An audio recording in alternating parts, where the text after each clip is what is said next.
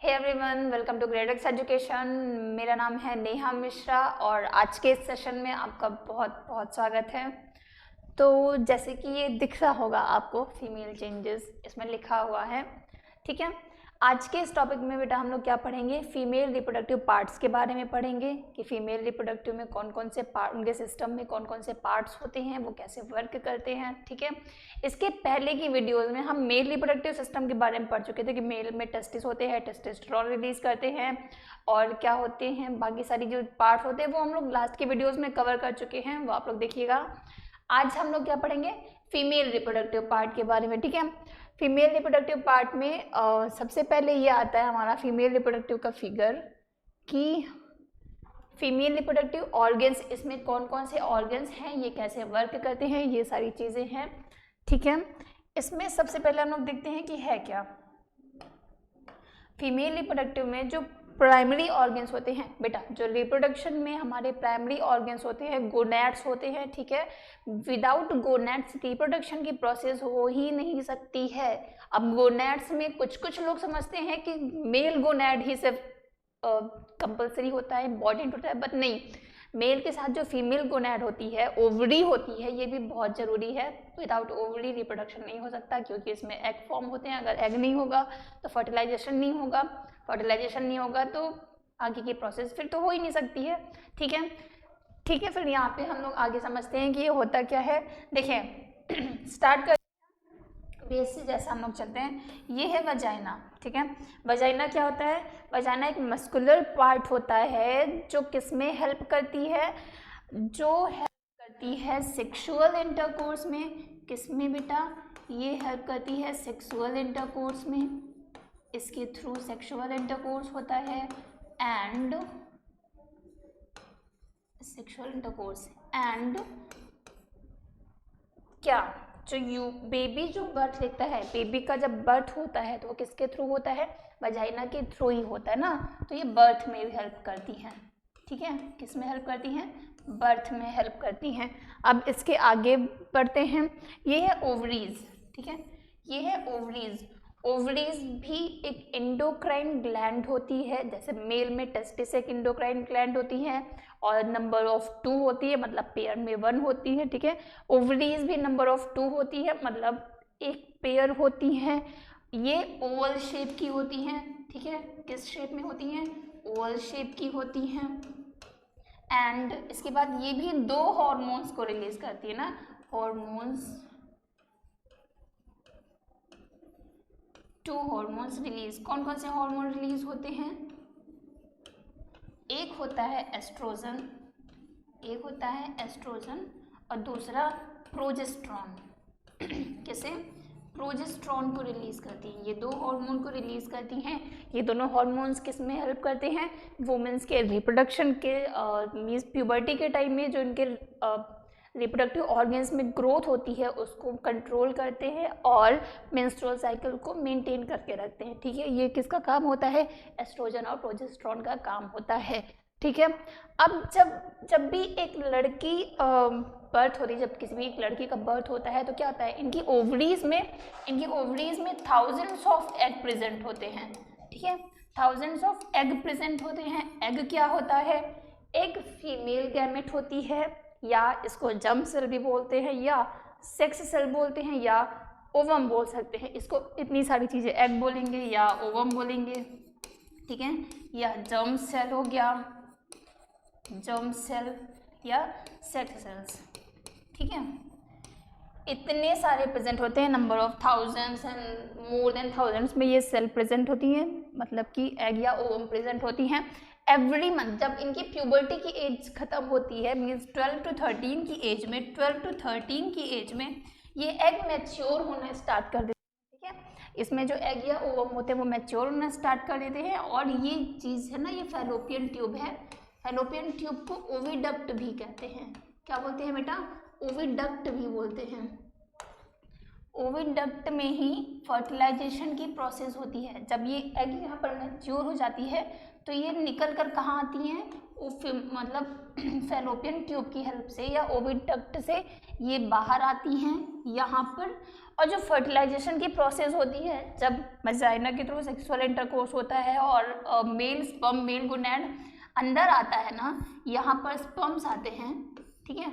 तो इन दोनों का फर्टिलाइजेशन कहाँ पर होता है, फैलोपियन ट्यूब में या ओविडक्ट में। अगर पूछा जाता है, आपके एग्जाम्स में आता है कि फर्टिलाइजेशन की प्रोसेस कहाँ पर अकर होती है, तो फर्टिलाइजेशन प्रोसेस अकर इन ओविडक्ट और फैलोपियन ट्यूब। ओके, यहाँ पर अकर होती है सेल्स। अगर ये सेल्स, ये जो सेल्स रिलीज होती है ना, ये एवरी मंथ 28 डेज में रिलीज होती है। मीन्स हर महीने की 28 दिन पर ये रिलीज होती हैं, ठीक है। अगर फर्टिलाइजेशन की प्रोसेस हो जाती है, इतनी सारी चीज़ें आपको समझ में है कि ये रिप्रोडक्शन के पार्ट्स क्या क्या हैं और क्या नहीं। हाँ, ये यूटेरस है, मीन्स यहाँ पर यूटेरस होता है। ये यूटेरस क्या है, ये होलो स्ट्रक्चर है। होलो मीन्स खोखला स्ट्रक्चर होता है, ठीक है। ये होलो स्ट्रक्चर होता है जो क्या करता है, एग को, मीन्स जो फर्टिलाइज एग होता है ना, फोइटस, जब एग फर्टिलाइज होता है तो वो एक एम्ब्रियो बना लेता है, मीन्स या उसको फोइटस भी बोलते हैं। फोइटस को हाउस प्रोवाइड करता है, मीन्स इसके अंदर ही जो एग होती है वो यहाँ पर आकर प्लेस हो जाती है। फर्टिलाइजेशन के प्रोसेस के बाद यहाँ पर आकर प्लेस हो जाती है और फिर ये प्लेसेंटा के थ्रू यहाँ पर अटैच हो जाती हैं एंड उसके बाद आगे सेल डिवाइड होते जाते हैं। वो बेबी का डेवलपमेंट होता है, कहाँ पर होता है, यूटेरस में होता है, ठीक है। और ये जो है फर्टिलाइज्ड एग को हाउस प्रोवाइड करती है, ठीक है। इतनी चीज़ें आप लोगों को समझ में आई होंगी, इसके पार्ट्स। इसके बाद हम लोग आगे बढ़ते हैं कि अगर फर्टिलाइजेशन नहीं होता है तो क्या होता है। मीन्स आते हैं मेंस्ट्रुअल साइकिल। अभी हम जो आगे टॉपिक कवर करेंगे बेटा, वो मेंस्ट्रुअल साइकिल कवर करेंगे, ठीक है।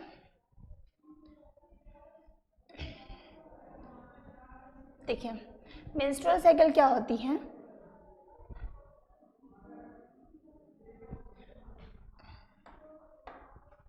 ये मेंस्ट्रुअल साइकिल क्या होती है, ये एक ऐसी साइकिल होती है जिसमें लाइनिंग ऑफ शेड, मीन्स जो लाइनिंग टिश्यूज होती हैं वो शेड होती हैं और एग का रिलीज होता है, ठीक है। Release of mature egg and lining of shed cells, ठीक है, मतलब शेड ऑफ लाइनिंग सेल्स, ठीक है, लाइनिंग टिश्यूज होती हैं उनका। ये एक साइकिल होती है, मेंस्ट्रुअल साइकिल होती है जो हर 28 डेज में अकर करती है। कब, हर 28 दिन में अकर करती है, जब ओवरीज में मैच्योर एग रिलीज होता है, ठीक है। अगर फर्टिलाइजेशन नहीं होती है तो वो एग यहाँ पर आती हैं, ठीक है, आई। और देखो यहाँ पे क्या लिखा है, थिन लाइनिंग। लाइनिंग क्या है, ये होती है लाइनिंग, ये बना हुआ है ना रेड रेड कलर की, ये होती है लाइनिंग, मतलब एम्ब्रियो के चारों ओर लाइनिंग टिश्यूज होती हैं, इसको टिश्यू बोलते हैं, ठीक है, लाइनिंग टिश्यूज होती हैं।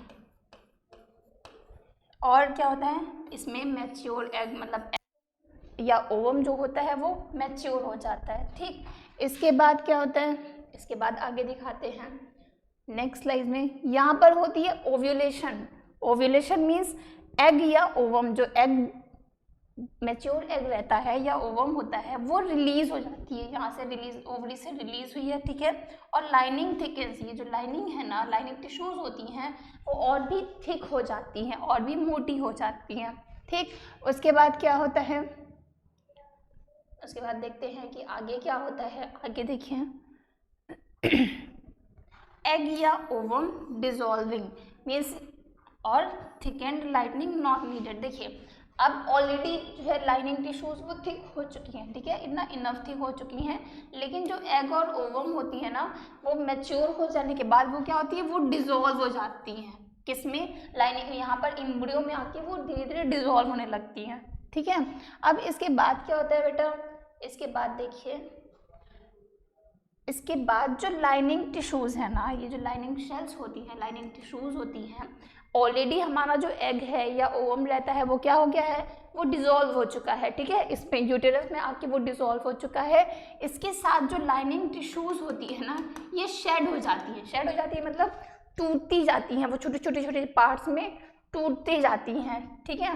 यहाँ पर क्या है, लाइनिंग इज शेड, यहाँ पे जो लाइनिंग टिश्यूज होती है वो शेड हो गई है, मतलब वो टूट गई है, छोटे छोटे पार्ट्स में ब्रेक हो गई हैं। अब यहीं पे मतलब जो एग आया हुआ है, जो मैच्योर एग आया हुआ है यहाँ पर, ठीक है, मैच्योर एग आया था वो डिसॉल्व हो गया था, इसी के साथ मतलब कि जब लाइनिंग शेल सेट हो गई है उसी के साथ ब्लड और म्यूकस के फॉर्म में, ब्लड या म्यूकस के फॉर्म में,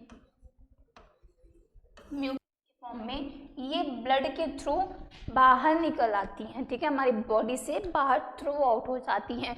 ये ओवरऑल जो प्रोसेस होती है वो क्या होती है, मेंस्ट्रुअल साइकिल। मेंस्ट्रुअल साइकिल जब स्टार्ट होती है ना, मीन्स जिस एज में वो स्टार्ट होती है 13 to 14 की एज में, उसको बोलते हैं मीनार्ज। क्या बोलते हैं, मीनार्ज।